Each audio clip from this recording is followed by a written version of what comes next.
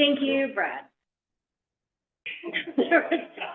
For those who are not in the room, Brad just took the clock off the wall because time does not exist here today on Tuesday, August 25th, 2026. Welcome to City Council Work Session. I see Councilmember Kathy, Councilmember Jefferson, Councilmember Agabi. Lovely to see your faces virtually. I see Councilmember Sullivan, Mayor Pro Tem Von Holtz, Councilmember Schwarthout, Councilmember Randon.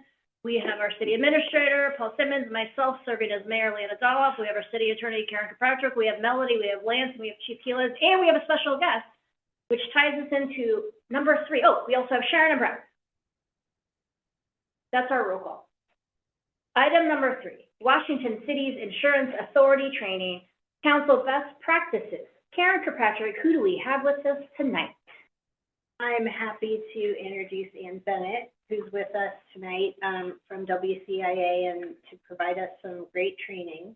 Some of you have attended similar training in the past, but I believe you'll be giving us some background on WCIA, as well as potential areas of liability exposure for council members, and best practices to avoid those. So take it away. Great. Well, thank you very much for having me. As Karen mentioned, I'm Ann Bennett. I'm the Executive Director of WCIA. I just passed 30 years with WCIA.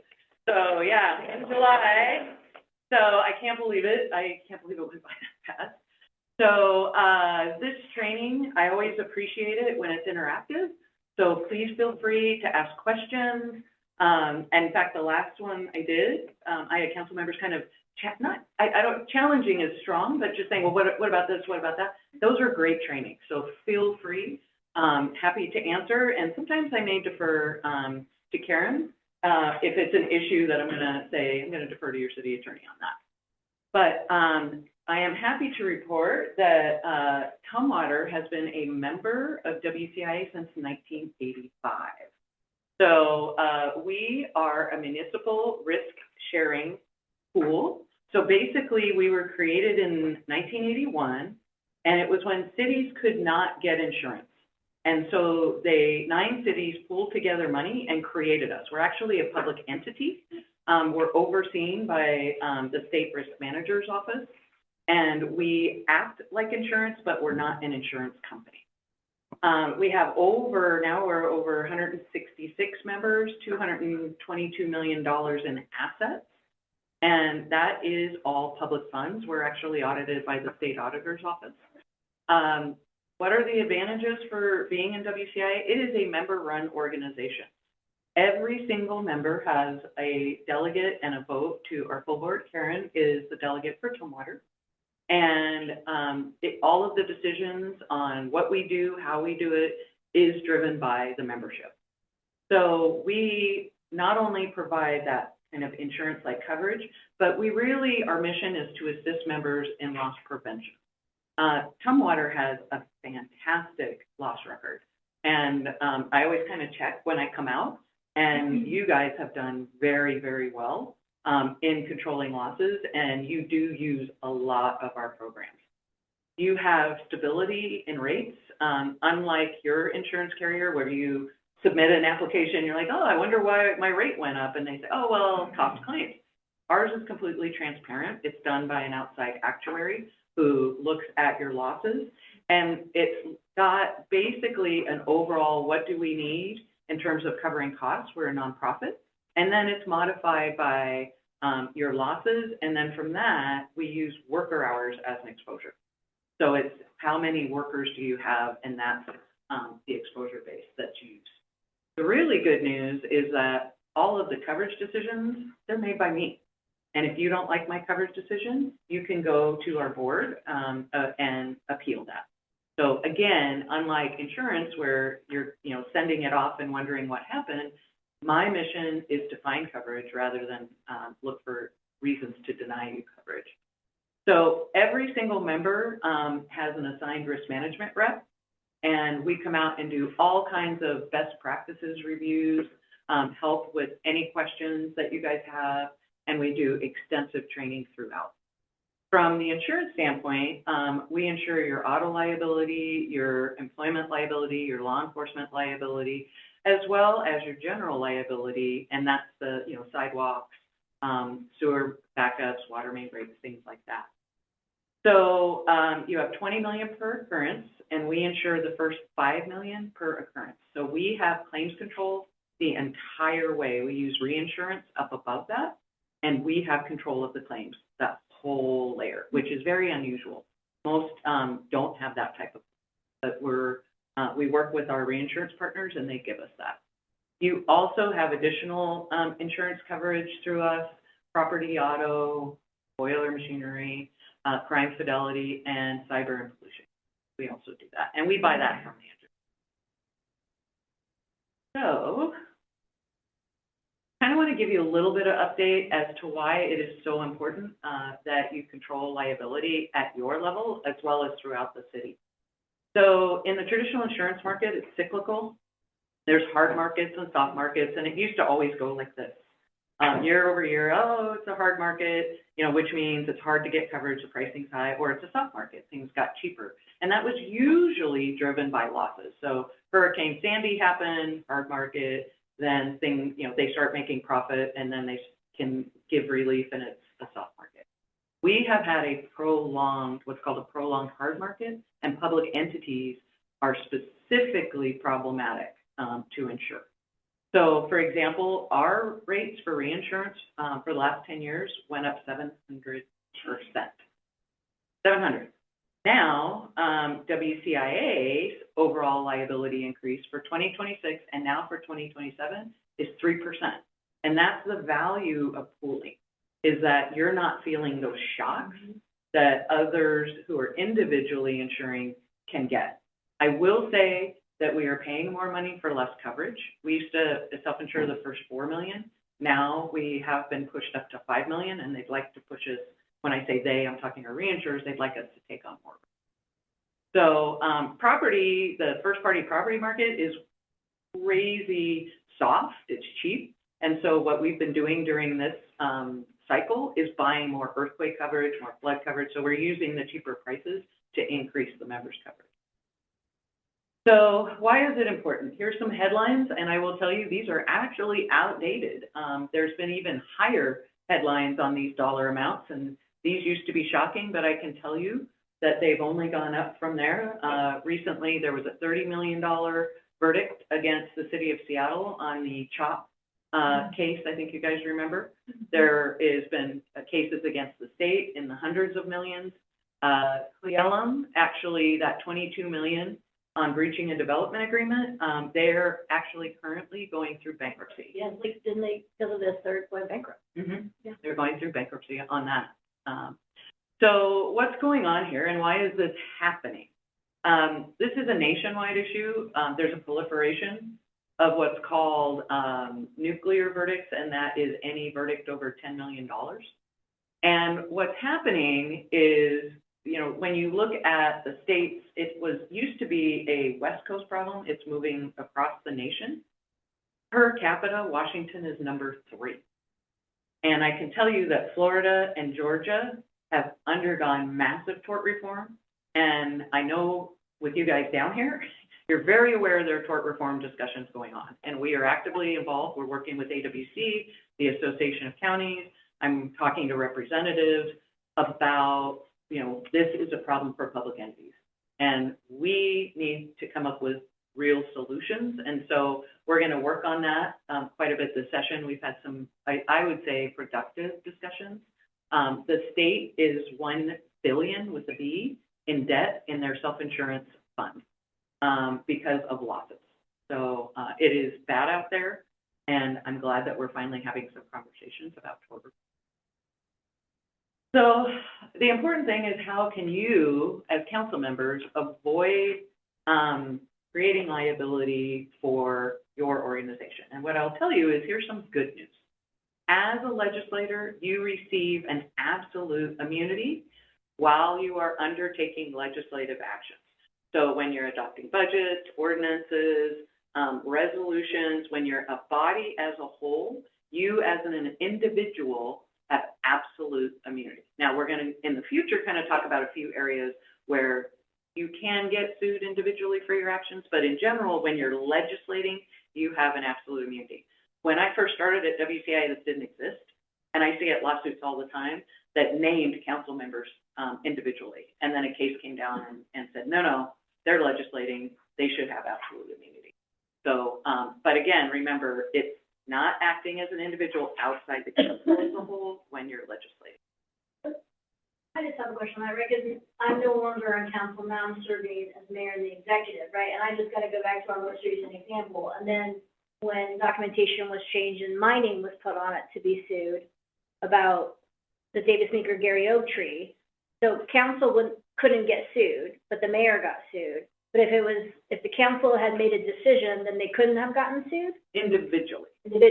but, Yeah, body. and I think the litigation you're referring to, you actually were sued in your official capacity. Right. But right, and it's a good that while you're protected as an individual, that doesn't mean if the council knowingly took some sort of illegal action, the entity, the city could be sued. Does that make sense?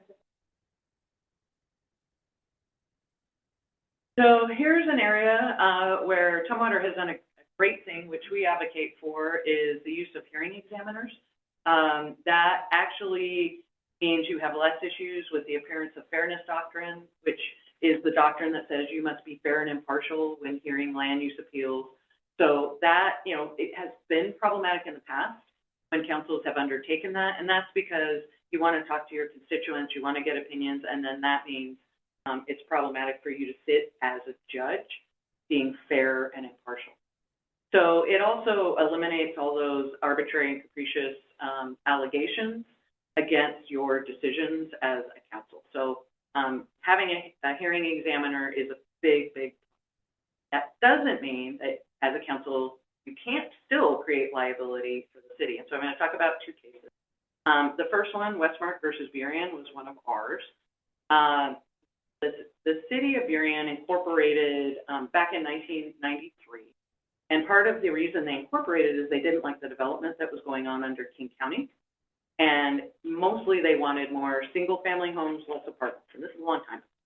And the land use laws have completely changed since this decision. So it's, a lot of this delay couldn't happen. But this whole case was delayed on both sides. And what happened is during that period where this project was being reviewed, the council was constantly saying, how can we stop this development? We don't like apartments. This is why we incorporated. We don't want this. We don't like this. And so as this case progressed, at one point, there was a mediation and there was a settlement. And WCIA agreed to pay $200,000, and the city council was going to approve this development with, certain caveats. So what happened is that we went forward, settlement agreement signed, everything's good to go. And then as the development started to move forward, the council said, well, you know what? We didn't approve that in open session, so we can take it back. And they did. And so they said, we're not going to follow through. It wasn't approved in open session. It's illegal. Therefore, sorry, we're not going to continue with this project. So then they sued for, breach of contract, trying to enforce it. Well, actually, the council was right. There was no contract because it wasn't an open session. So then it was reopened and off to the races again. So this case ended up going to trial. And when it went to trial, the case that was presented, while we were saying, well, there were environmental impacts, they didn't do their part, they didn't, uphold this or that part of their end of the bargain, the entire time the jury heard that the council didn't want it, here's what the council said, here's what, and so that jury, and this is, in 2008, awarded $10 million. Yeah. And so that was a bit shocking. That was very shocking. So what happens when you get a verdict for $10 million, you think? I'm going to appeal it. I'm going to appeal. That's outrageous. Now, not so much, but then this is outrageous. The Court of Appeals excoriated the city and said there was a tortious interference. They interfered with his business. It was intentional. They knew what they were doing, and this developer was wrong. And so they upheld the verdict. And that's when we said we need to start training on this because words matter, and they will be used against you. And can I add, So as Anne's saying this, I'm just thinking, as an elected and on council, you serve as a delegate and a trustee, right? On certain issues, you are representing a voice and you're voting that way. In other ways, they're entrusting you to vote for the betterment of Tumwater, right? And so when you're out and people are asking you and you're giving your personal opinion, well, I don't like that. I don't want that on Tumwater. This is why I'm concerned about that, right? Because you have your personal opinion, but when you're serving on council, everyone's paying attention, right? So there's been some examples. I think you can all think of some current examples where you might like it or not like it, and how you've been framing that in the community could put us at liability. And I think to add to that, you know, we have very vocal communities that have strong opinions. At the end of the day, help me out if I'm wrong here, you know, council's job isn't to like or not like a particular development. It's to determine, does this development meet the requirements of what's allowed in this space? And so we just have to, and the public usually doesn't understand that. They think that council has a lot more control than you have. So there's always a communication and educational exercise that we need to do, but just being aware of that, we can, you know, your role isn't to like or not like, it's to approve or not. I mean, I go back to Councilmember Kathy, right, to model how she puts everything back to our strategic goals and priorities, the elements in the comprehensive plan. Everything that Joan talks about and hears about, she frames it back to what we are unified in doing it, right? So whether she likes something or not, Joan is always framing it back to the urban forestry plan. That's why she's been so advocate, like so passionate about that, because what we currently have is not where we're trying to go. So she's been really pushing that so it aligns. So if we can circle back to Joan Kathy, right, and model that of what you're saying to link it back to the stuff that you all have been working on, then you're safer, right? I see Joan shaking her head. Yes. Yes. Thank you, Anne.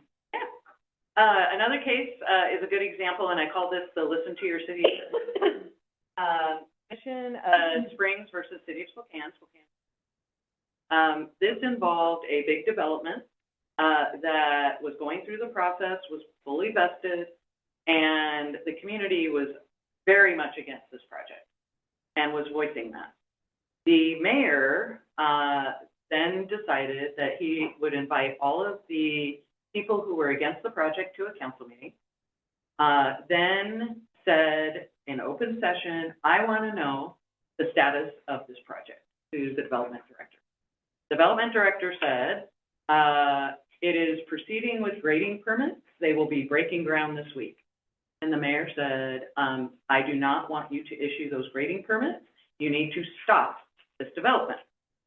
So for whatever reason, Karen, I know, would say, hold on, we need to have an executive session, let's go.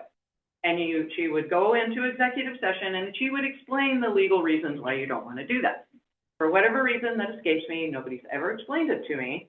The city attorney went on the record and said, you know, Mr. Mayor, you cannot do this. It is illegal for you to stop this. They're fully vested.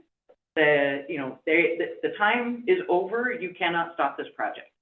And the mayor said, I don't care. These people want this stopped. Stop the project. Don't issue the permits. Yowza. So what do you think happened? Mission Springs sued. Yeah. And they said, fully vested, you don't get to do this. And what happened in the case is because it was on the record from the city attorney saying, if you do this, you're breaking the law, the court found that the city, the mayors, had violated both federal and state law by what they did and the delay.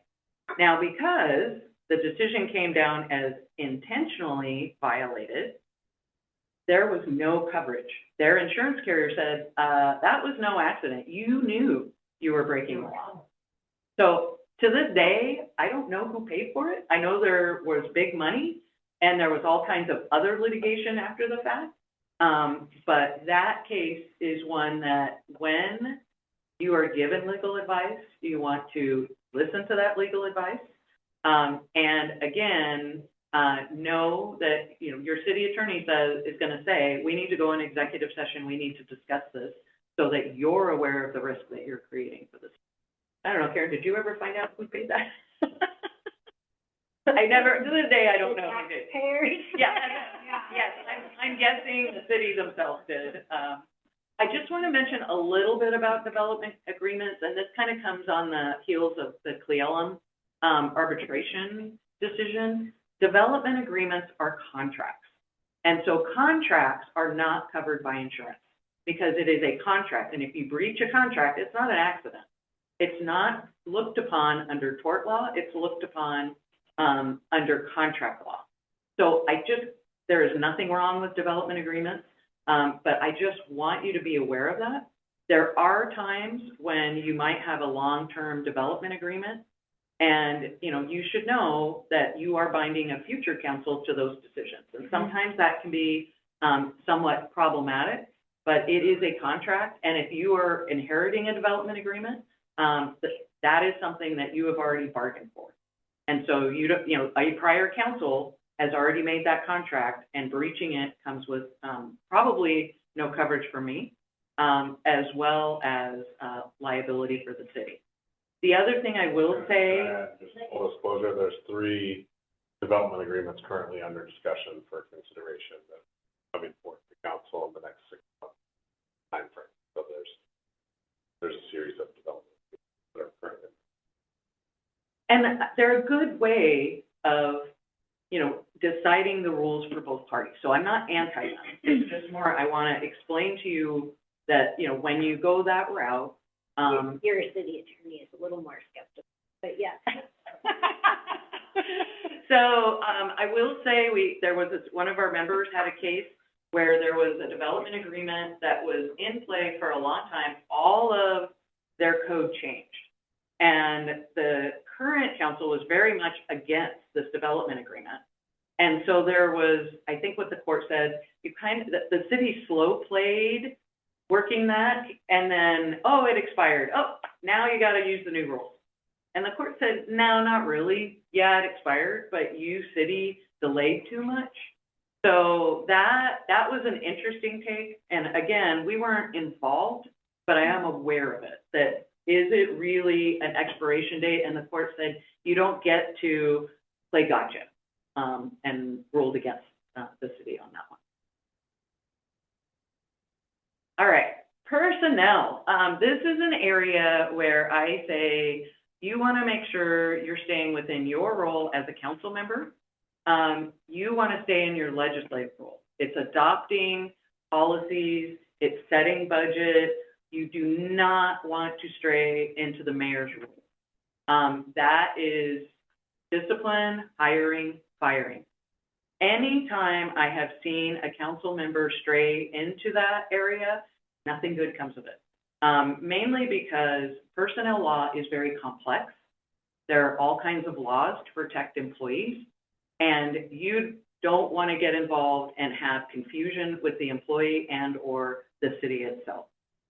So what we always say is you want to leave all of that up to the mayor. If you're aware of an issue, please report it to Paul and the mayor so that, hey, there's an issue going on, it's been brought to my attention, and I've advised the employee that I'm going to notify the mayor or Paul. And can we, Ann and Karen, because we recently did a change regarding approval of contracts, right? We added the police chief. Could you both talk about when we say hiring and firing, but then sometimes we're presenting a contract to council, sometimes there's confusion. So I believe what you're referring to is that under our city code, although the mayor makes an appointment of the directors, there are some positions that require confirmation by the council. And so those positions and if we're approving a director contract, at least in the past, the contracts would come to council. So the finance director, the city administrator, the city attorney, and the police chief require confirmation by the council for that appointment. However, that firing decision would not require confirmation by. So what I will also mention is we have a program, we call it our pre-defense review, that we offer legal advice because personnel is always changing and very complex, where our members can call and get a consultation with a personnel attorney, and we walk through the entire process. And sometimes we're saying, no, you can't, or hey, how can we help you? Here's the next steps. One area where we're getting a lot of phone calls is harassment and discrimination. And I really don't know what happened during the pandemic, but when people came back to work, we don't know how to work well together. And it's very, very disturbing to me what I'm seeing out there. I mean, it really is. And so what I will say is remember that you are all held to the city's harassment and discrimination policy. So you should know what that is. I personally look at it as you don't have to know all of the intricacies of the law. Treat people how you would want to be treated, and I think the better is treat people how they want to be treated. And you probably aren't going to get yourself into trouble. But I think everyone knows what's appropriate and what's not. And that's what's shocking me here is I think this is knowing behavior and that's for other people, not me. And so we are getting a lot of complaints. This is an area where you can be sued individually if you are choosing to harass an employee. And, it doesn't matter whether it's within your role as a council person, you can be sued individually for harassing or discriminating against an employee. And we have, Peter, you have your hand up? Yes, I think municipal code need to be set aside from executive role.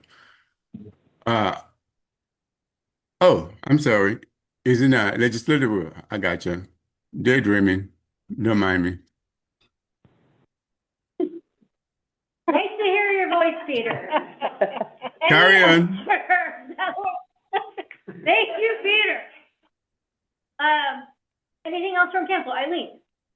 Well, harassment piece of it, yeah, it's just like not so much like not this, but directed at elected officials and their staff and stuff. And so, like Lieutenant Governor Peck has the whole thing about civility, this whole program now and stuff like that, because starting, with COVID and when you just use whatever language you want. And I used to work at the legislature and we became, just targets and the filth and the stuff that people would send to us and the stuff that was on the phone and everything. It's just, so how do we get protected?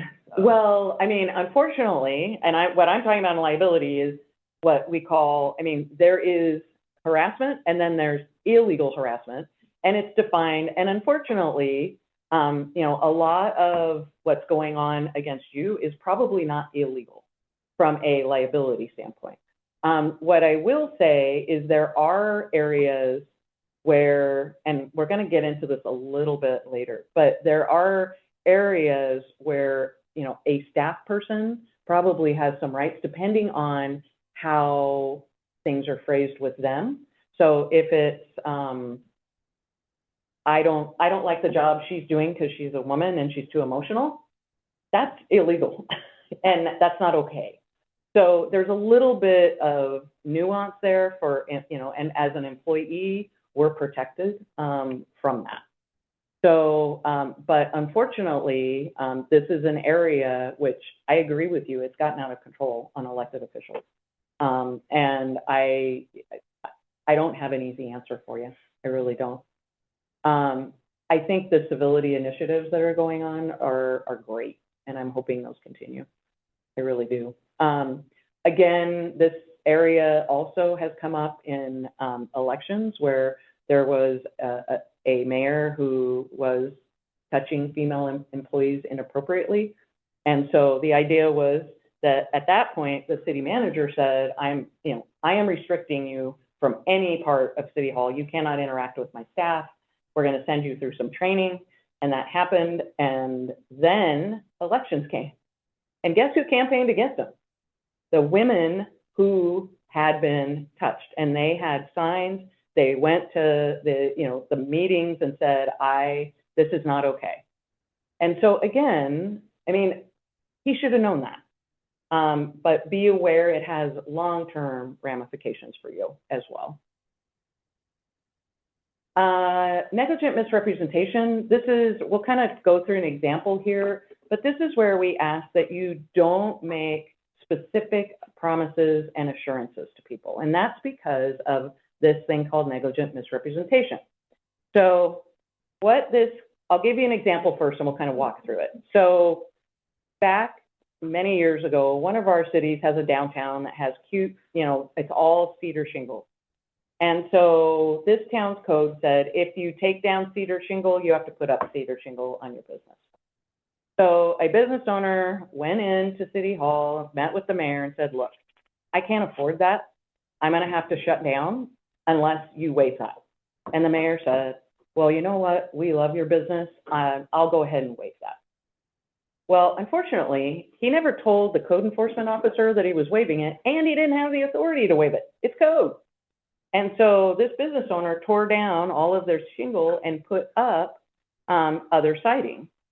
And so what happened was he filed a claim for negligent misrepresentation. There was a specific promise, there was an assurance that you could do it, and he relied on it, and it damaged him. And so we, WCIA, paid for the replacement of, taking down all of the stuff he had put up and the cost of that. So that's negligent misrepresentation. If you make a promise and somebody relies on it and they're damaged because of it and you were wrong, that could create liability. So what I always say is refer questions to staff. These are your experts. Staff are the experts here. You can always say, I don't know, but I know where you can get the answer. It's here. So again, you also don't want to take matters into your own hands. I've had situations back in the day with like a sewer backup where, trust me, it's a horrible thing that when it happens. And I've had council members say, don't worry, we will take care of everything. Just make a list. We'll pay for it all. And that sounds really nice until you realize that it was caused by a contractor putting concrete down the manhole and they're responsible. But the citizen said, I was told that you would take care of it all. Yep. And I relied on that and I hired all these people and now I've got to fight with a contractor? Not okay. So again, I always say, I don't know, but I know where I can get you an answer. And that's the safest thing to do. Defamation. And this is an area that if you are legislating and you are having a healthy debate, that's what you're here for. You are here to have debate. But you need to be careful when you're speaking about individuals. That can give rise to liability if there is any untruth. So there are times when you can talk about public officials. There's kind of a higher bar if you're a public official, and this kind of gets to what we're talking about, is there is no defamation when you're talking about high-level public officials. So even I would probably be considered a high-level public official as an executive director, but it's still not a good practice. And especially staff or any other private individual, that could give rise to liability. So what I would say is that, again, most of the time, especially if you have an issue where you're going to talk about performance of an employee, you want to do that in executive session. That's what it's there for. So often this will come up with contracts for, the city administrator is a good one, where you're going to have those conversations in executive session so that you don't create an avenue for defamation. And the one lawsuit I had from that was actually a city administrator, and a council member continuously called that person a liar and said, they lie, I challenge you, you're lying, you're not telling the truth, and did it repeatedly. The city administrator left employment. And then the council member took it upon themselves to contact the new employer and say, I can't believe you hired this person. They're a liar. They will lie to your face. They will misrepresent. They will. And so what happened is there was a lawsuit that said this whole time, yes, as a high-end city official, yes, I am protected under that idea that they can say these things. However, it went next level after I left. And WCIA said, that's not in the course and scope of your duties as a council member. And that council member had no coverage through us because we said, you went too far. And that was with the cities agreed and said, no, we shouldn't have to defend that. That was 100% him as an individual, not as a council member. And so that's where the lawsuit gave rise to liability. So again, treat others as you'd like to be treated. Would you like those kind of things being said about you in a public meeting? Probably not. Yeah, it's one of the reasons our council rules for public comments say to speak to the council as a whole and not individually. And the same goes with council during debate, speak to the issues. It doesn't have to be personal and individual's name. And I will say, a lot of times when I do this training, people will say, but what about campaigns? Believe it or not, there is a decision, a court decision that says you can defame your opponent, and it's not illegal for you to defame someone when you're But it would be illegal to do it in City Hall in these chambers, so. Right. But I remember, like, where are we at that we have a court decision that says you can defame your opponent? I mean, again, I'll stop. What? So the next area I want to talk to you about, and this is kind of becoming a hot topic, and what we're advocating for with the legislature. So I have this term here, political engineering, but I want to walk you through why this is so important. So in the state of Washington, we have something called joint and several liability, and this is what we're asking to reform. So joint and several liability says, if two parties are sued and the plaintiff is fault-free, if there is at least 1% of fault attributed to a party, they are responsible for the entire amount of damages awarded.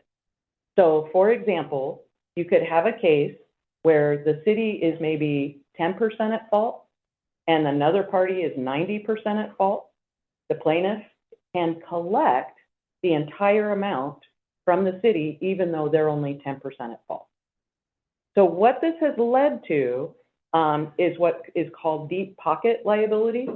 And so what we have seen is often this is used in road design cases. And so you have a horrific injury and the at-fault party doesn't have insurance or not enough insurance. They will then look to another party, a deep pocket, to see if they can get at least 1% of liability assigned to that entity so that they can collect the entire amount. So this means a lot of these cases get brought frequently because there's not enough insurance to cover the injuries. So these become engineering, what we call engineering malpractice cases. And it's extremely important that when you're defending the decision of a crosswalk, of a road, of any type of traffic treatment, that it be done with engineers using engineering guidance. And because you're going to have to be able to say this decision was because of X, Y, Z, and this is the engineering behind it.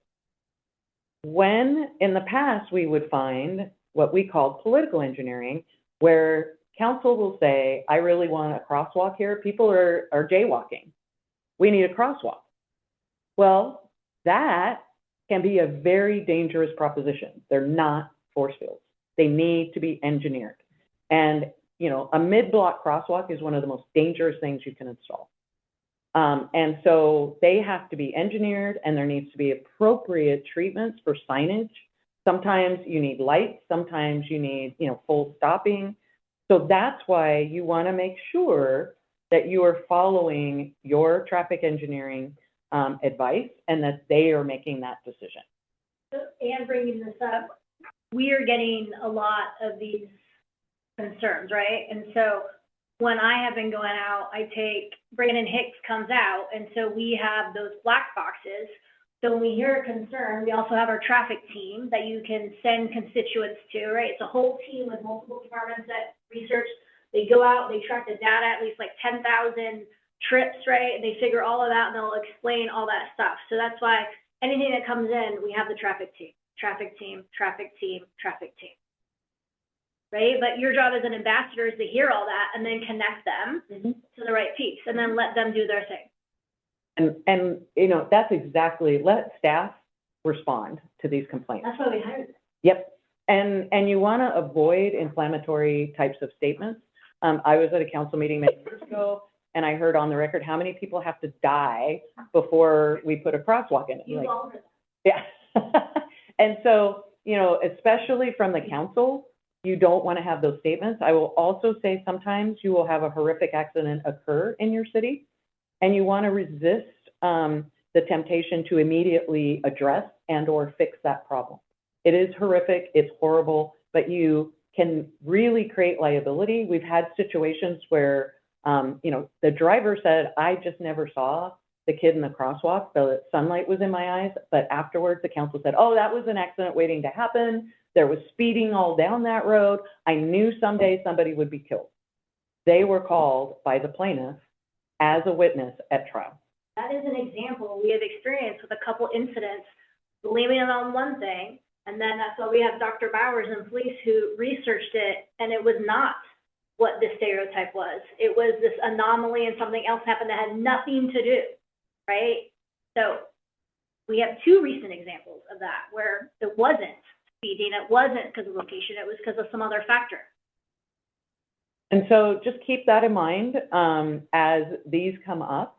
It sounds like you've got a great, you know, way to address all of this. So that, you know, isn't always the case. So I very much appreciate that you guys are doing that ahead of time.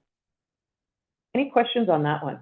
And watch the Legislative Tort Committee for joint and several liability. We're asking them we have several asks for it. So we're trying to get that one through.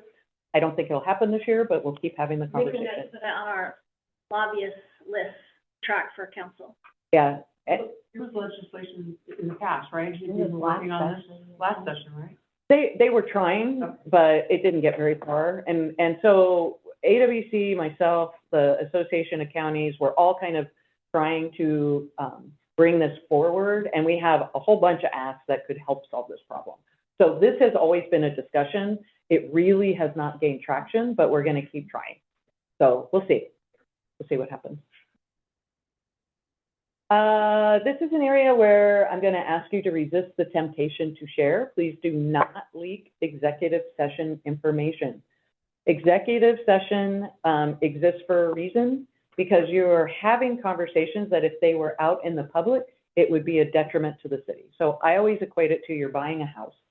You know, you're buying a house and you want to talk to your significant other about what's our top dollar, where do we want to go, what's our maximum, what are we thinking? And you're having those discussions, you know, on your home in the privacy of whatever conversation you're having. If you had that in the public domain, what is the seller going to do? I'll take your top number. And this has happened. I had a case where I went into a mediation, and mediations are, you're making offers, you're receiving offers. And finally, at one point I said, well, that's my top dollar. That's where I'm at. And it was where I was at for that day. And the mediator came back and said, you know what? They know what authority you have, because the council asked, and the city attorney said she got authority up to this amount. Now, that doesn't mean, just because I have the authority doesn't mean that's my dollar. I had authority to go that high, but I wasn't going to do that. And I was stunned, because now they'll never accept anything less than that number. So we then said to that council, we're done. We are not going to communicate what's going on in cases. We're not going to give statuses, because we can't trust that that won't be leaked. Right.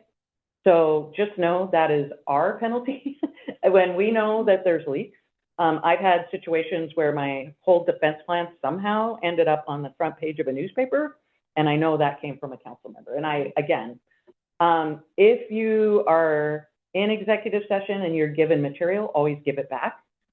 There was a case that one of our attorneys handed out some information during an executive session, giving out legal advice, and somehow missed one of the pieces of paper. They came out, they all were on the dais, and one of the council members got up and walked over to the attorney for the citizens group and said, here you go. And I have never seen a city attorney move so fast in my life.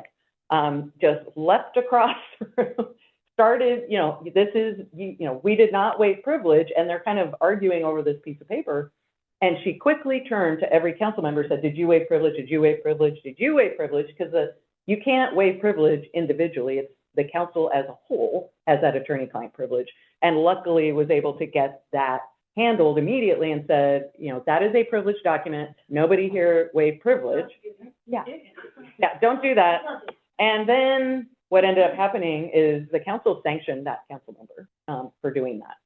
And so again, it is possible that you could have sanctions, and it happened in that area. So just be aware. As always, be mindful of your written communications. You want to make sure you're using the city email. That is for public records.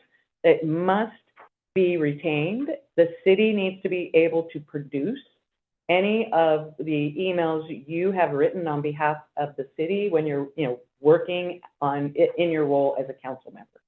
So you want to make sure you're using your city email address, not your personal address. It is discoverable in litigation. So think about, once again, words matter. So think about if that email was produced, how would you feel about that being on the front page of the newspaper? That's the best. We just thing. updated your council rules, right? When, Peter had asked great questions at times, what is the timely manner, right? When Tracy and Melody are reaching out to you and Brittany, do you have anything on your personal device? Do you have anything on your city, like email, phone, all that? So when they're asking, it's because they're really asking. So we had talked about what's the timely manner to respond back, because you don't know behind the scenes of who's requesting what. So you have to make sure that you have the capacity to give everything that you have. Peter, I see. Peter, you were unmuted. No, I was just shaking my head, yes. I'll take it, Peter. I'll take it. But that's why we want to make sure that we connect with you and you, right? That's why we have your text messages, your city cell phones. That's why you have those, because then staff can pull that. They can pull your emails. But if you're doing something on your personal email or your personal phone or your social media, you have to share that as well if it's related to that topic. That's why we want you to keep everything separate. That's why I have 3 phones. Everything is separate. I do the same. I have 2 phones. They're all separate. I don't do any of my WCI business on my personal computer or my personal phone. Then you don't have to worry about it. Then I know there's nothing there, and it's all being housed within our servers for my public records officer to search. Also, just a brief thing on social media. Remember, is it a personal account? Is it a city account? Or is it an election account? And I will tell you, AWC does a fantastic training on social media. So if you can, you want to do that training. My involvement in this is really more on the First Amendment side of things. So if you want detail, definitely go through AWC on that. The real question is, if you have a city email account, you can do something which is called opening a public forum. So a public forum is where you have discussions back and forth with the public. And when you open a public forum, with the exception of certain areas, you cannot block or stop that dialogue. So you have to be very careful. There has to be certain exceptions met. And so we had a case where a mayor opened a public forum, and sorry, these are all mayors. That's not, Okay. I'm not disparaging mayors here, but he had his personal account. He started talking city business and was like throwing out, how do you feel about that, constituents? What are you thinking? On a personal page. On a personal page. And so this then became, because he was asking city questions, city business, it became a city page for purposes of opening up a public forum, and then someone started posting on it. and saying, and this person was a member of a hate group, and a lot of what was posted was not very nice. And he blocked that person. That person immediately filed a First Amendment lawsuit, said, you opened a public forum, you don't get to shut me down because you don't like what I'm saying. And guess what? They were right, and we had to pay him. So just be aware of that aspect. That's the only aspect I'm kind of addressing here, is that First Amendment often, and I don't know if you guys do, cities do have social media policies. We do. Yeah, and then Yeah. just the mayor has a official Facebook Mhm. page. And then all the council member would potentially have a campaign page. Yeah, and those are totally separate. Right. So there was a decision that came down on that said, and so there are some decisions out there that talk about how you're using it. But I think that's, Council's been going back and forth if they want a page or not. So far, no one has one. Yeah, our city, sites have a very robust, policies, what? I can say dialogue. We can all laugh at that, yes, well said. And they're monitored, and, so that's really important. And then, you know, your campaign You're on your websites own on that one. are on your own. So it's that middle ground, I think, where there's most exposure. If you do want one, right, I just had to do this for the mayor's page, you have to staff has access, you have to vault it, right, because it's open to public information and PDRs, right? And then they go in and answer questions and stuff like that, so they have full access to it because it's all public information. So if you do want that, you're gonna have to go through the city to do that, to have it monitored and everything is vaulted and captured, and then you can't block anything.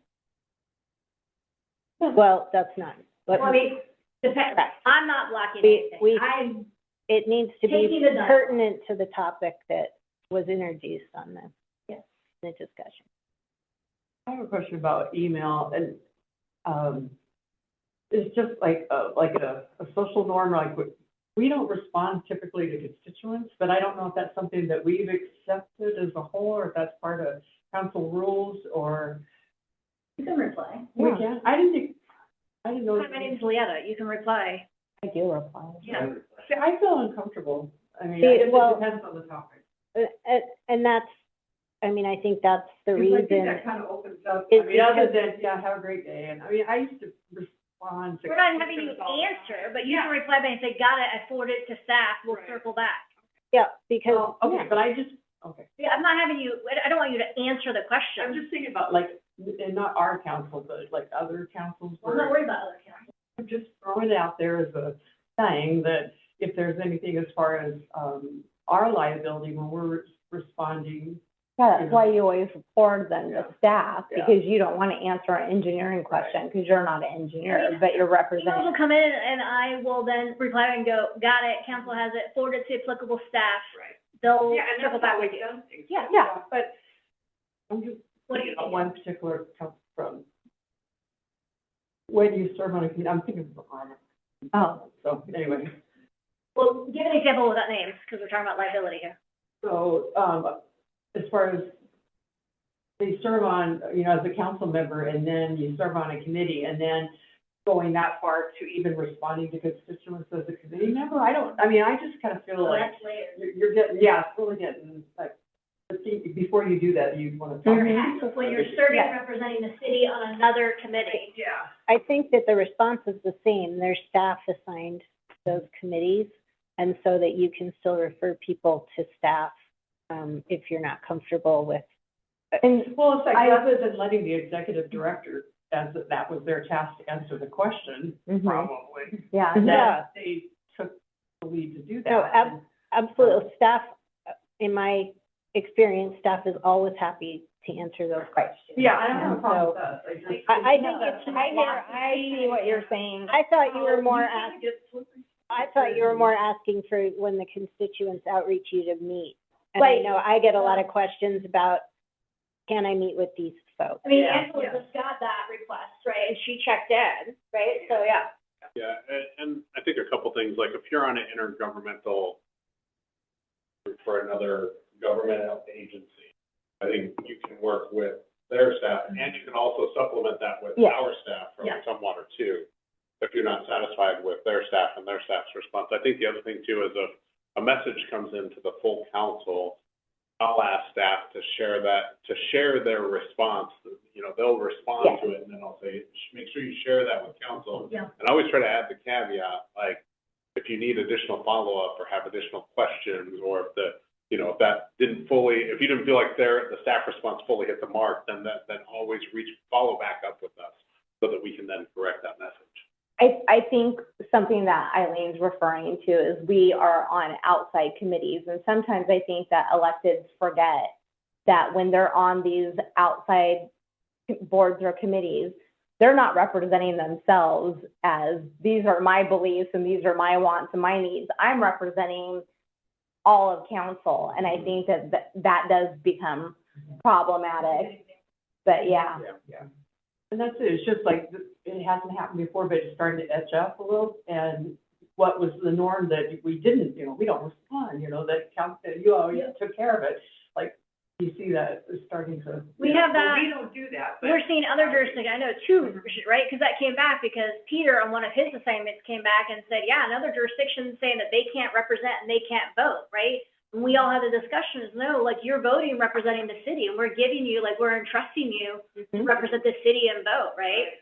So, but if you do have a question, but that's why you come back and give your council assignments, right? We entrust Peter on his committee to vote for us there, not like hold anything up and come back, right? But that's why you have the staff assigned, you have your assignments. It's a good example. It is. So with that, I'm done. You guys were fantastic. Do you have any other questions for me? I'm happy to Gentlemen, answer. Angela, Peter, any comments, thoughts, what you heard tonight? Anything come up for you? No? Good presentation. Good presentation. I Joe, always- good, Angela? Yes, it was very good. I always think twice after briefings like this. Thank you. Joan's good, give a thumbs Thank up. you. Megan, Kelly, Eileen, Brandon? All right. And she's always available, so if you have questions. And thank you. Yeah. And thank you so much for being a member of WCIA. We really appreciate it. Thank you. Thank you. Very much. Good. How is staff gonna go after that? Community Develop 2026 Work Plan Status Update. Sharon and Brad. They're gonna start with music now. Okay. Acapella. We have a consultant, Yep, Eric welcome. Sidwell, that we're Yep, gonna welcome. invite in virtually. Yeah, he's a panelist, but he. Oh, we're doing status updates first? What are we doing first? It's community development. Oh, you don't work plan. Sharon, we don't apologize, thanks for joining us on the table.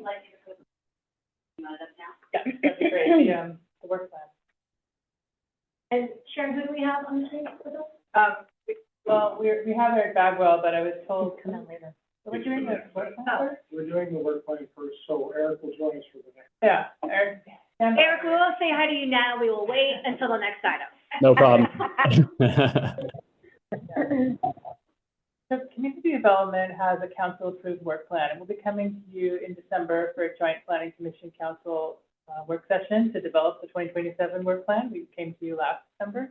And I wanted to come to you at the midpoint of the year to tell you how we're progressing, what's on track, what's slower, what's taking longer. So just to check in with you, and I'm just going to go line by line, what is kind of the layout of the work plan, in case you remember what that was.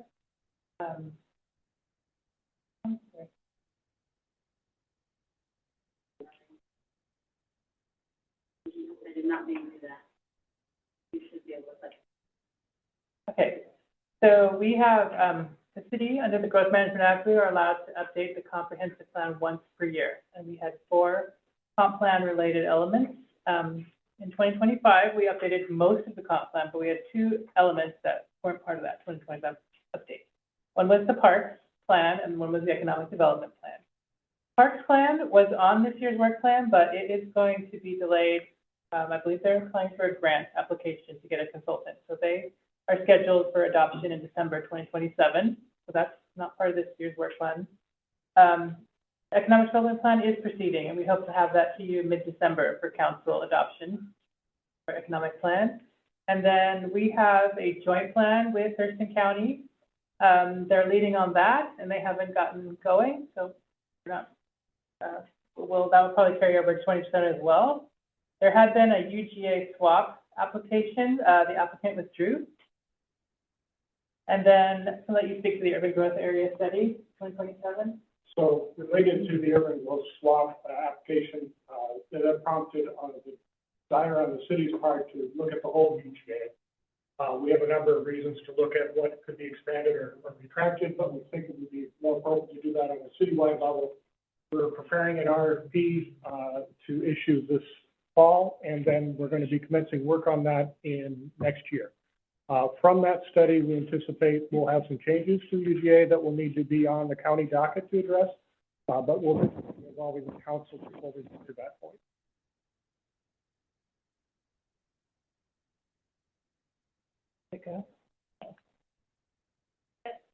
There we go, it didn't work. Okay, next items have to do with the development regulations or the code.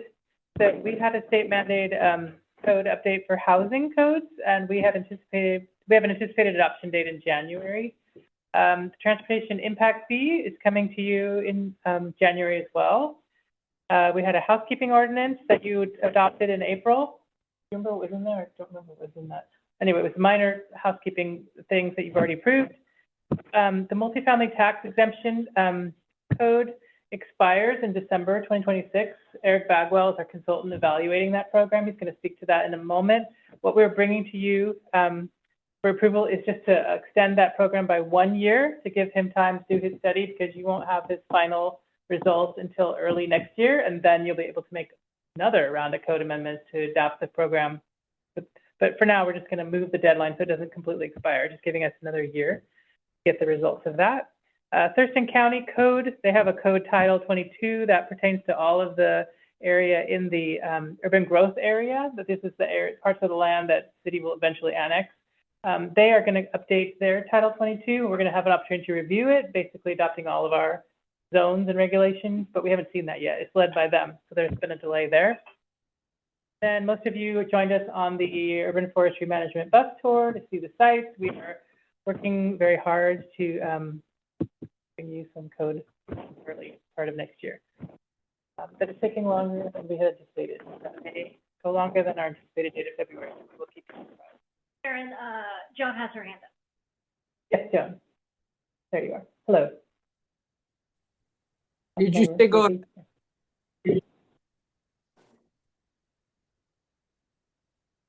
Can you say it again? I have a question on the last one, the anticipated thing in February. Will this urban forestry management plan amendments have anything to do with changing our tree ordinance? Is that still part of doing? Yes, it's the landscape code, the tree preservation, and the street tree code. So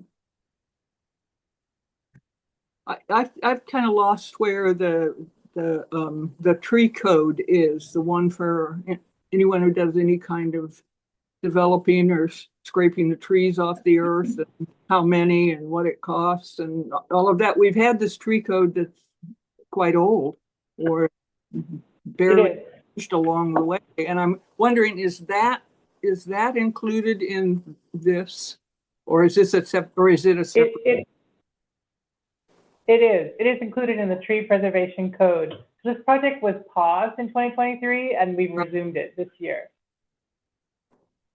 This leads into, Joan, I've reviewed the three versions. I mean, I reviewed the three different entities, and I was just asking, I submitted my comments, but I think council needs to see it. Yeah, so Joan, just as a quick update of why we're still in progress working through this. Number one, it's been a 3-year gap since we did the original work. There's been a change in administration. There's been new staff coming on to replace me. And I think, to be honest, there's a better direction going forward. And I want to pursue what is being done to make sure that we get the best code possible. And so that's why the work is still underway. We'll be providing updates as we move forward, but all the things that we've been talking about, all the concerns that were raised earlier are still valid and are still being considered as we're looking through this. We also have a climate element that we didn't have in 2023, and so we're trying to align it with that, as well as water conservation goals. So we have a lot more to do than just pick it up and adopt it, and so it's more than we anticipated, and it's going to take a long time. Joe, it's really, really good. I mean, a lot of this stuff, all your stuff is incorporated some element. The gist of my edits were like placement. Move the natural stuff up, move the stuff up and highlight it. It's really, really, really good. And I do think it's time to share some version iteration with council, because it's going to take them time as well. Yeah, as soon as we have a draft, we will. Right? Very good. Well, I'm glad what Brad said, that we're the only two that have stuck around so long that we know what it used to be and what hoping to.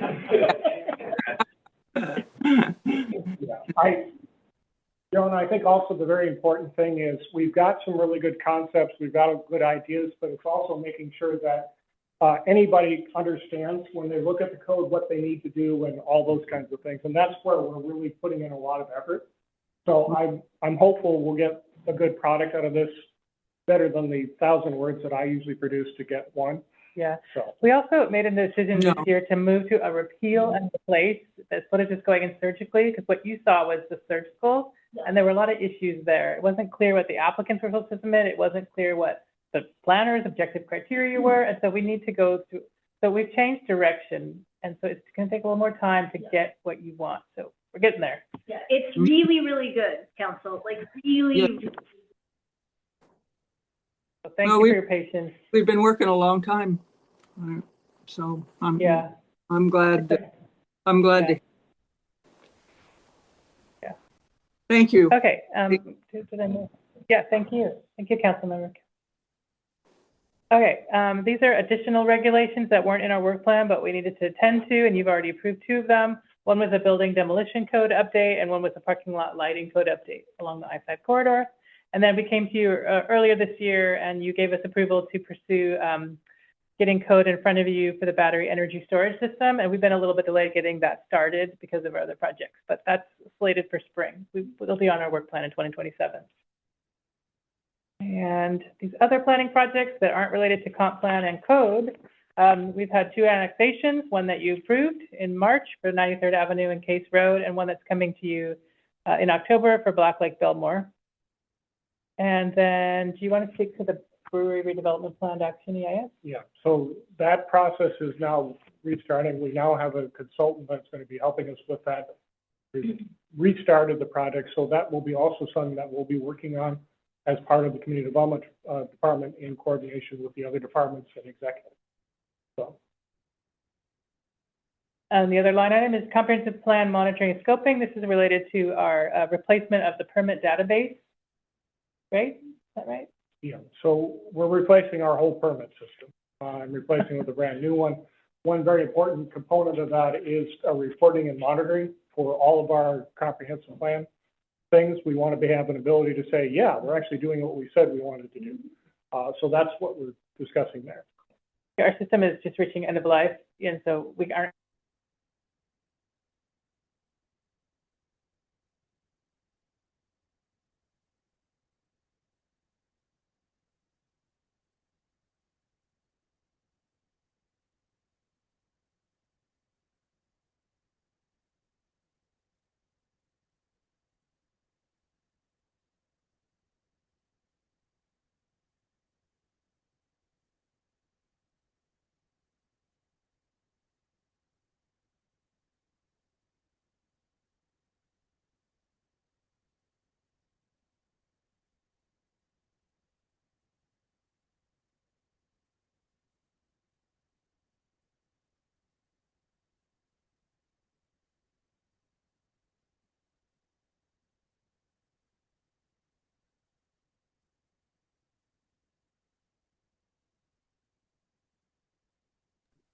Mic test, I can't hear you.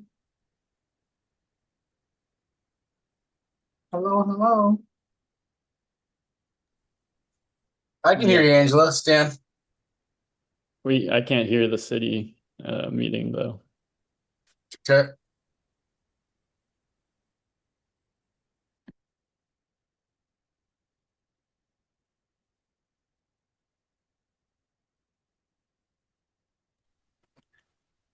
Are they having a break? Council members, I'm checking in with IT staff, so hold on. I'm not quite sure what's happening.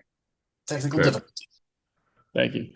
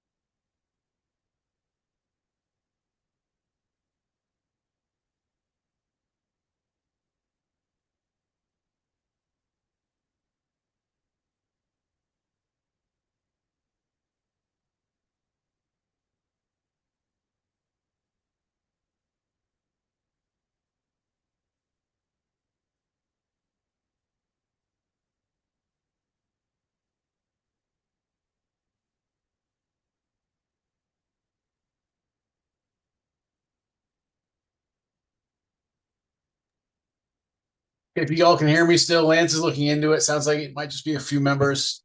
He'll get back to us with a recommendation.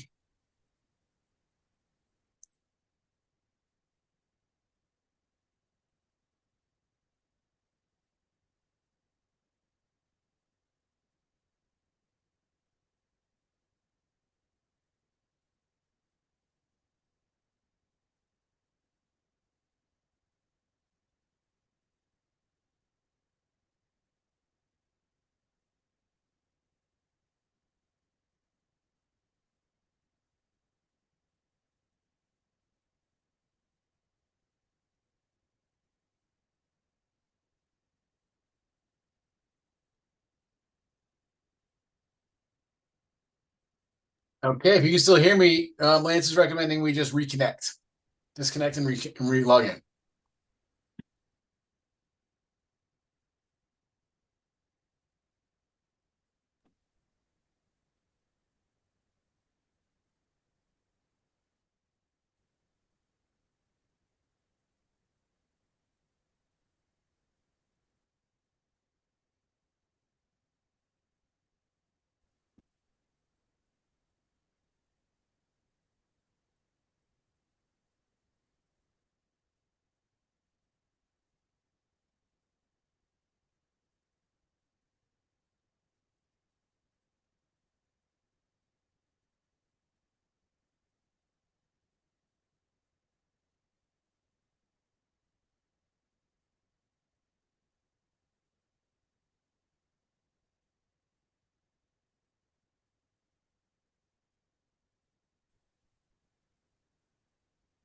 I'm back.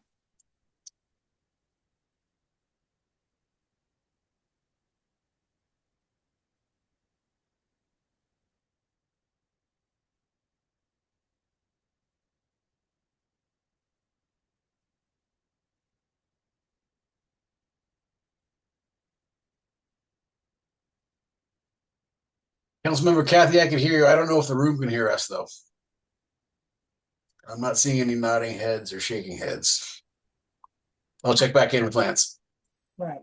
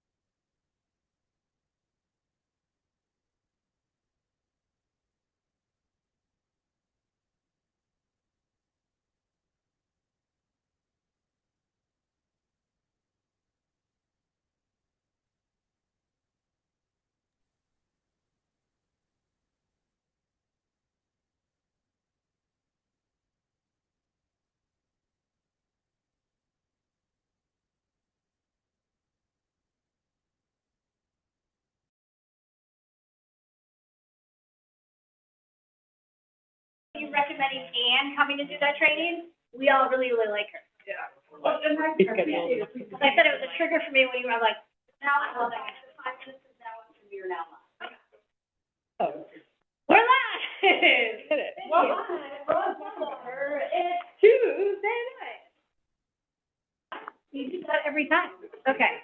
So, thank you, Peter. Thank you, Angela. Eric, I'm still not going to talk to you until your agenda items up.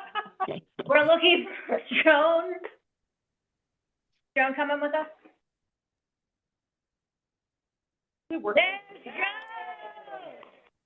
I was just Thank getting you ready to all go to for your bed. patience. Peter, we're right there with you. Peter's like horizontal. We're almost done, council. We're almost done. Sharon, bring us home. All right, we're almost there. Okay. Page 7. Okay, we're almost there. I think this is the last page. Some other planning project, we talked about the permit system transition. We're supporting that with a half-time employee. Public engagement, we are using social media campaigns for urban forestry and housing. And we are bringing up one of the below-the-line projects, which is like a project that weren't sure we could get to, but we are. It's the citywide design guidelines. That's coming to you together. So you're going to get a lot in the fall. Active and engaged. Yeah, and so we're doing that with a very small team. Most things are on track, but some things are taking longer than anticipated, and there you have it. That's why staff come to you to share, to tell you where they're at, right? So this is a great update. Right, and so let's segue into the next. Now we can all acknowledge Eric and say hi. Hi, Eric. Hi, Eric. Good evening. Thank you for having me here. Shall I share my screen or Sharon or? Do you? You could break the internet. Sure, you can share it. But why don't you share it, Eric, and Okay, then you sounds good. can. Let's see if it crashes anything. Let's do it. If not, we can do it. Yeah. So we're on to multifamily tax exemption program evaluation in your packet. Correct. Preliminary findings. Let me put this into the full screen. Can everybody see my screen? It looks like it's loading. Yes. How's that look? There you go. Perfect. There you go, Excellent. Eric. All right, well, thank you again for having me. It's an honor to be here, and it's been a privilege to work with Sharon and Brad on this project so far. So thank you again. So the topic of the conversation is, again, the multifamily tax exemption program that the city of Tumwater has currently on the books. What we've been doing is doing an evaluation of how effective it has been so far. And so I guess the short answer is, and I'll get into the data and the analysis here in a second, and the short answer is it really depends on what you're trying to achieve with the program. So the next slide is, this just gives you an overview of the districts where the multifamily tax exemption currently is allowed to work, or it can be given to projects that are in these areas. So we have the Little Rock Road sub-area, we have the Tumwater Town Center, we have the Capitol Boulevard corridor, and we have the Brewery District. Those are the 4 main areas. Now the 8-year program that currently exists doesn't work in all of these geographic areas, but the 12-year does. The 12-year can apply to all 4 of these districts. This gives you a snapshot of where the most recent multifamily development has been in the city. So this is looking at both MFTE projects. Sorry, Joan, yes?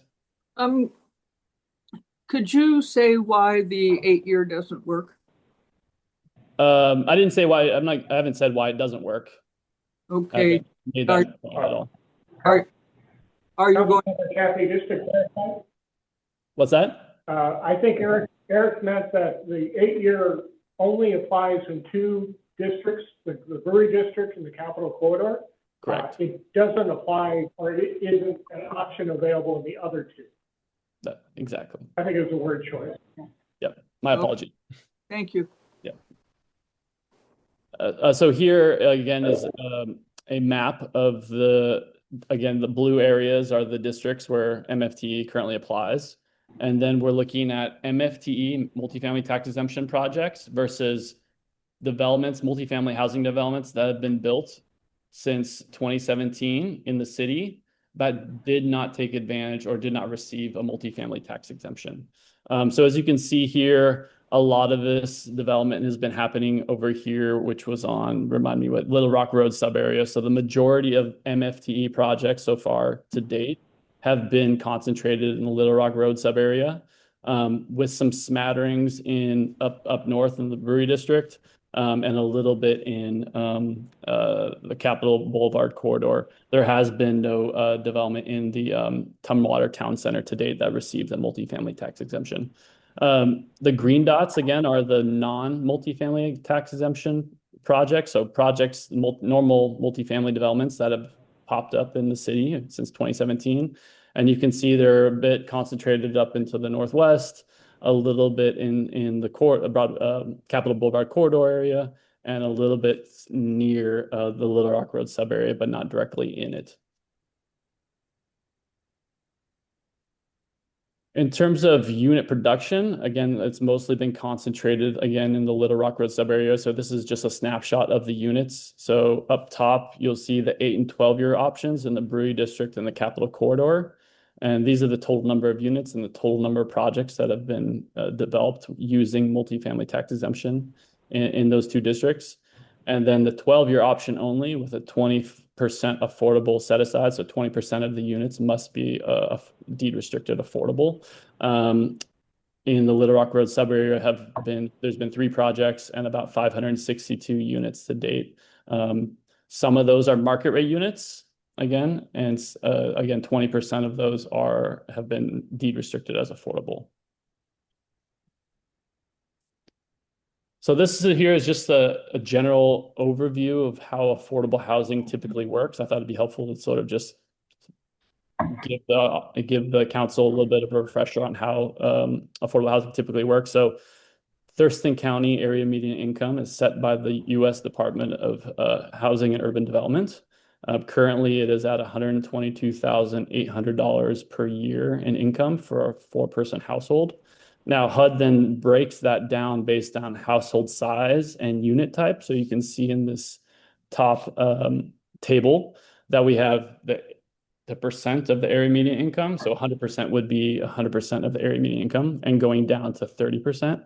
And then you can see, depending on the household size, so 1 person, 2 person, 3 person, 4 person, etc., and the unit type, a studio 1, 2, 3 bedroom unit, you're going to get different amounts of area median income that qualify for those units. And then going from there, how we determine affordable rents, we take a 30% of that income, which is considered affordable by the U.S. Department of Housing and Urban Development, and divide that by 12. And that gives you the monthly rent for that unit type and that household size. So as you can see here, you have a 1-person household in a studio at 100% AMI. The most they could pay in rent would be $2,150 per month, for example. That's the most they could pay.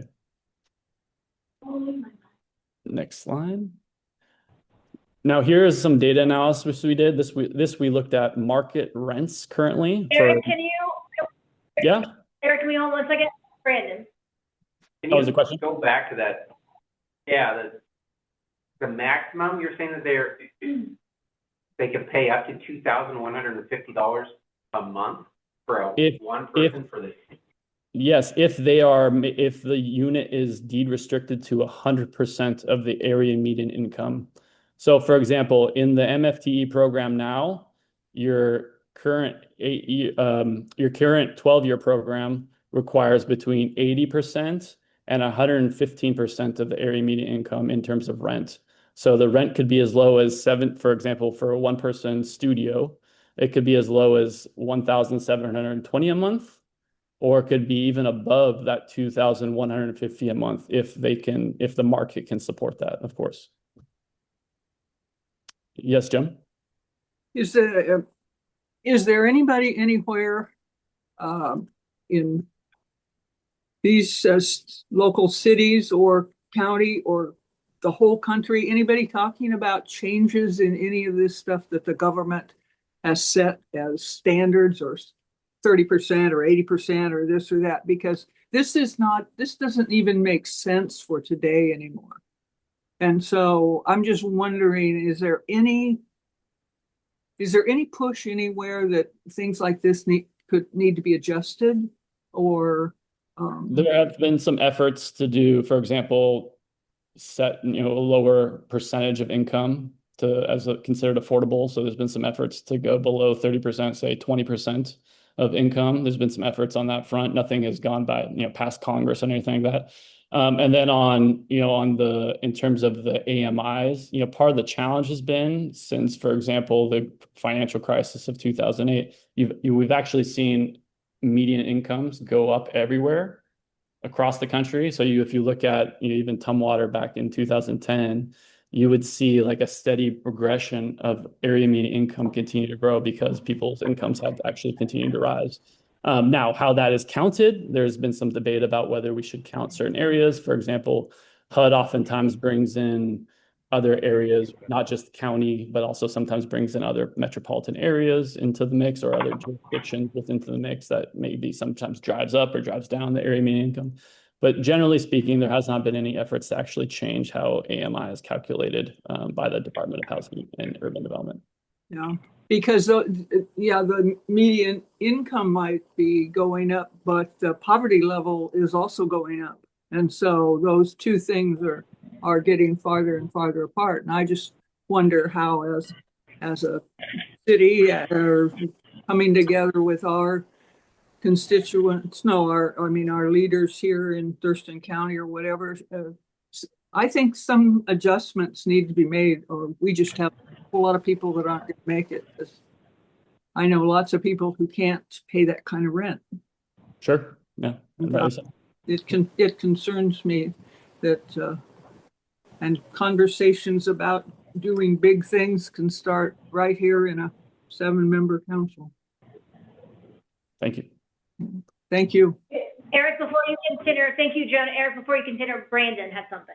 Okay, sorry about that. I can't see. I don't know you in particular, but what mechanisms or areas are we able to go ahead and change this on? Because this to me is...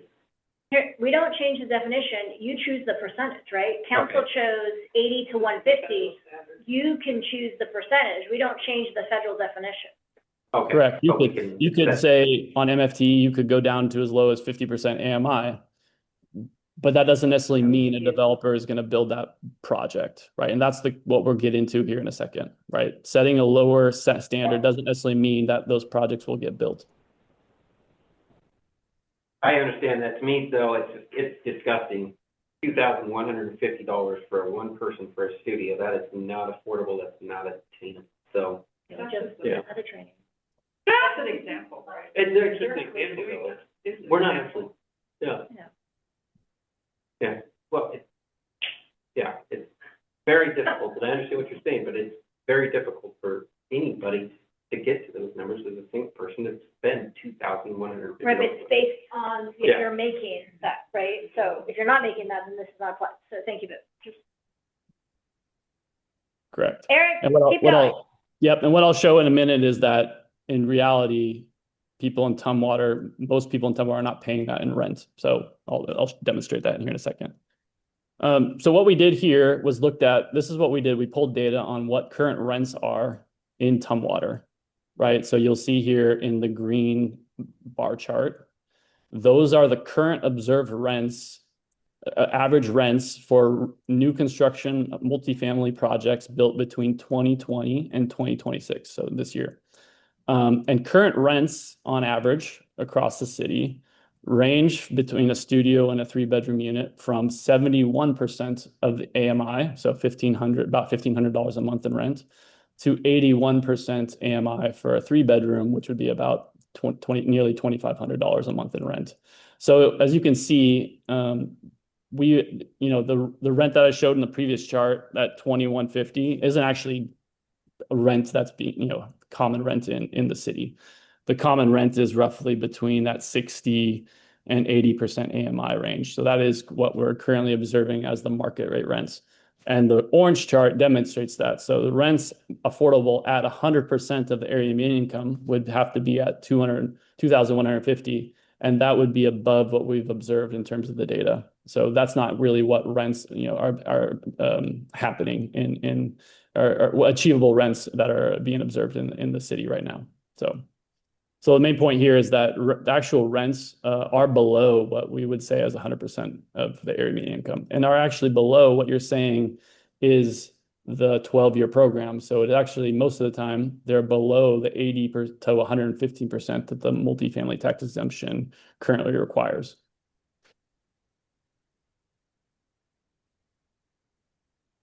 And here is just demonstrating that on the same thing. So market rents are below the 12-year MFT AMI range right now. So again, the current new construction average rents are 72% to about 77% in terms of area median income in terms of rent.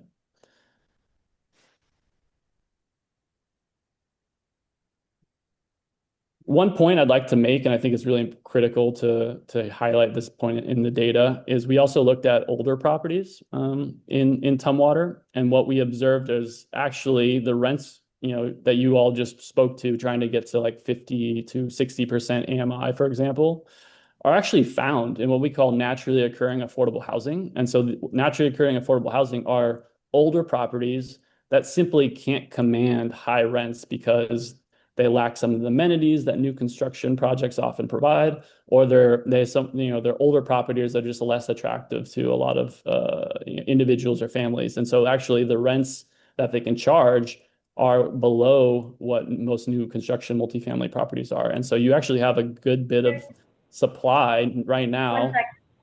Yeah. Eric, thank you. Hold on a second. And then Megan, as I'm listening to Eric, I'm literally thinking home energy score. How would that impact these homes? Megan, go ahead. Home energy In improvement? looking at this chart, a question about the chart that you're sharing right now. Mm-hmm. Are you saying that homes built in the 1980s are available for rent in our community for $788 a month? Yes, there are a few properties. Part of the challenge is there are only a handful of actually properties that still exist in the city that were built in the 1980s. And of those that do exist, the rents are quite low because the quality of the product can simply not command high rents. So those buildings may actually be in need of some repair. They may be located in less desirable neighborhoods compared to what other market projects have been built. And so actually the rents that they can achieve on those units, the owner or the developer, are quite low. And they don't need to be high because they don't have any debt, for example, sitting on those properties. They don't need to cover debt a lot of times. And so you have what we call, again, naturally occurring affordable housing happening in the city that are just in older properties. Multifamily? Are these multifamily in this chart? These are all multifamily units. And again, there is not a large supply. Where those properties are. Yes, again, these are probably legacy renters who have been there for decades, and maybe they're, live in the, in a unit that's next door adjacent to, a landowner, and they've been there a long time, and this is the observed rent that's been in place. I obviously don't know the ins and outs of those individual units, but I'm just speculating on what they may be. So the whole point here is that you actually have a good bit of supply of affordable housing in some capacity. And on the one hand, you're incentivizing the construction of trying to incentivize the construction of new housing, but the existing affordable units that may be existing in your community are receiving no incentive to actually stay affordable. One more follow-up question. This doesn't quantify like how much supply is affordable. I'm very curious because I see the dollar amounts, but I don't know. Does this represent like 2 units or 200 units? Good question. We can certainly come back to you and provide that information at our next council hearing. We didn't provide the full number. That would have been a good data point to include. Thanks. So this isn't about homes. It's not about houses. This is just all multifamily. This is all multifamily because that's where the tax exemption applies to, just multifamily tax exemption. It only applies to multifamily developments. So this is just one category of affordability or not affordability. It's one category of housing type, correct? So, yeah. But multifamily also could be as small as a fourplex. right? And go up to 100 units. So it covers a wide range of housing types. But it's not people living in single houses or It is not single family homes, correct? duplex or something like that. Yeah. A duplex or a triplex would count as a multifamily project.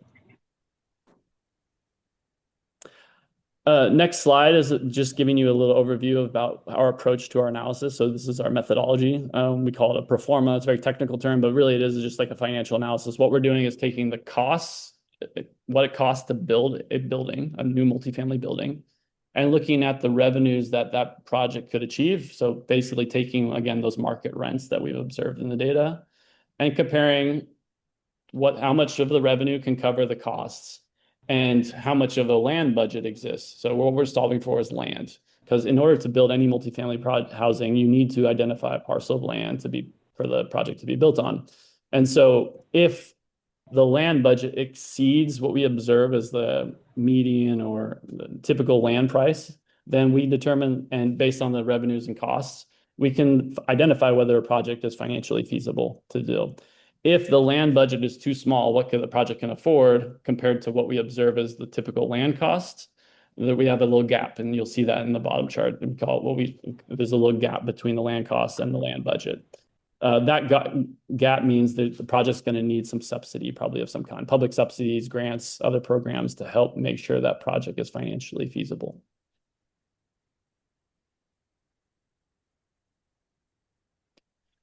As part of this analysis, we also looked at what we call prototypes. So we looked at a couple different housing types that would qualify for the multifamily tax exemption. So we have townhomes.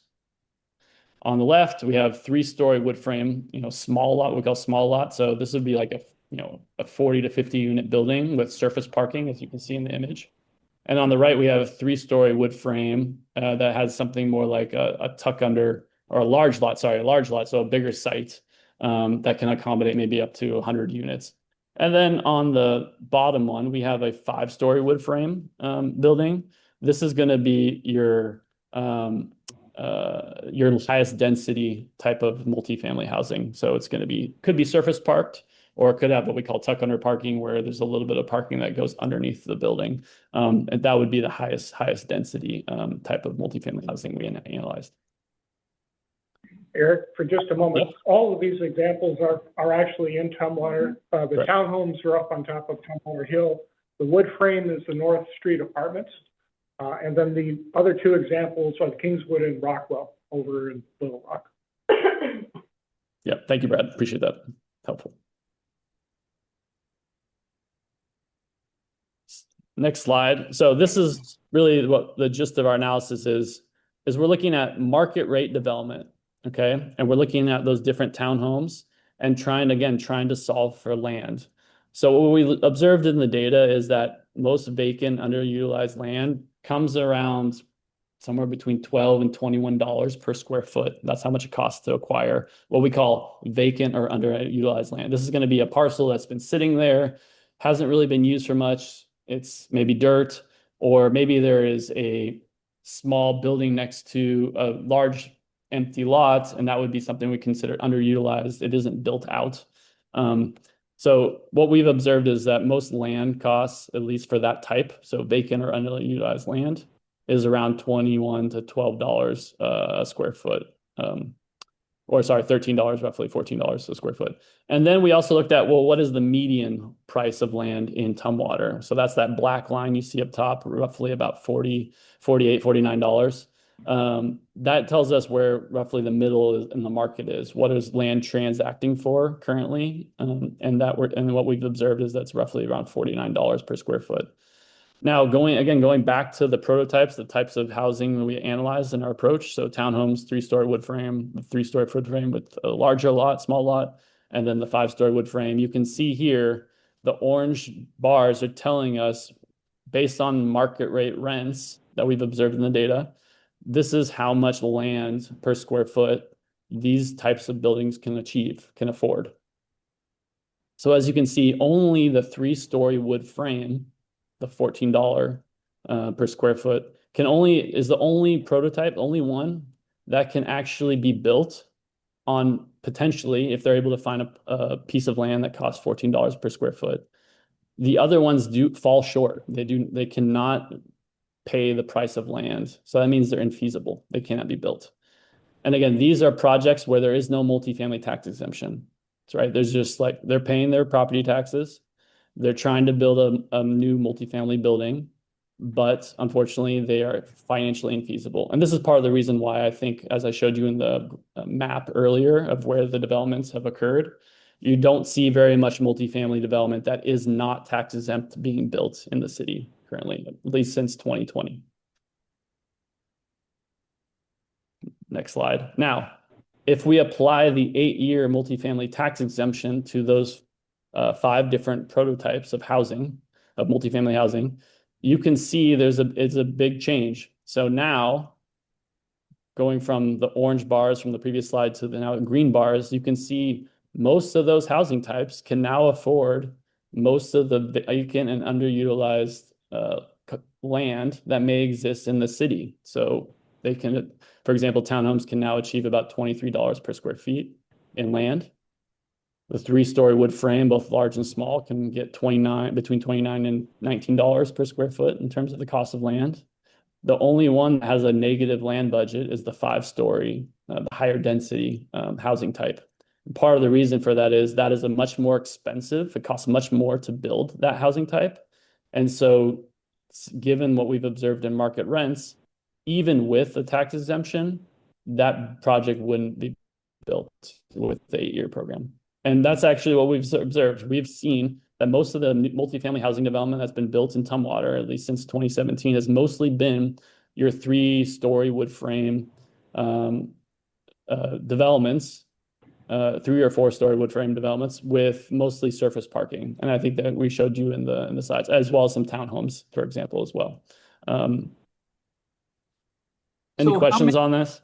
I have a question. So how many take one of these? What is the rent going to be? So we're taking that average rent. Pardon? As part of our analysis, we're taking that average rent that I showed earlier. Okay. So let me go back to the slide just really quick so I can just give you that. So see these green bars here? We took average rents and applied it to the unit types within the prototypes that we built, that we designed here for the analysis. And that gives us roughly what all the revenue that a project could generate, depending on the size, versus the cost of building that project. And not paying taxes for 12 years. Well, so the first slide here shows they're still paying taxes, and which shows that they're infeasible. The next slide says, okay, the green bars, they're not paying taxes for 8 years. And now they can actually afford to acquire more land and actually potentially are feasible if they're able to acquire or able to find land at that price. I thought we were talking only about 12-year. This is the 8-year right now. This is just giving you an example of if the 8-year were applied to these different housing types, how are they feasible? Okay. And do we qualify for the 8-year here? You have 2 districts that currently offer the 8-year as an option. And if it was 12. Eric, the 8-year, sorry, the 8-year does not have the affordable housing option. It's just production. Yeah, you don't have to designate anything affordable living, right? Affordable. Yeah. And that's because it's quite a thing. If you look at one of the charts that you sent us or that we saw, there was 600 and some units and 110 of them were affordable. I mean, that seems to be the ratio. That's bad. I mean, from my point of view, but well, Joan, I'd like to challenge that, because what I showed you earlier is actually market rents are at those same rents. What you're saying is affordable as in part of the MFTE program. You're saying it's between 80 and 115%. But actually what the market has been delivering in Tumwater since 2020 has been rents that are below that at 77 to 72% AMI. So you're actually getting I'm going to jump in for a second. Eric, I'm going to jump in. Thank you, Joan. One, we don't need to challenge council, so I'd Oh, ask for sorry, you wasn't to challenged. reframe that language next time. Apologize. And Yeah. then also, I'm just noting the time. There's a lag on technology. So Eric, you're talking over us because there's a lag. Okay. It is almost 8 o'clock. This was just supposed to be a heads up to all of you. So I think I'm getting confused by Eric's presentation right now. So I would like us to wrap this up, go to the key takeaways and next steps, and have council follow up with additional questions, because there is not enough time tonight to go over this, and I have more questions now than I did before this started. So can we get to the summary, and we will follow up next time? Okay, I'm sorry if I came across as challenging or questioning what you were, I was just repeating things that I thought I read, and I may not have had all the different, numbers and amounts in the right district. Sure, and I wasn't Yeah, intending. Joan, you don't have to apologize. Joan, you are on council. Your job is to ask questions. You are golden. Brad?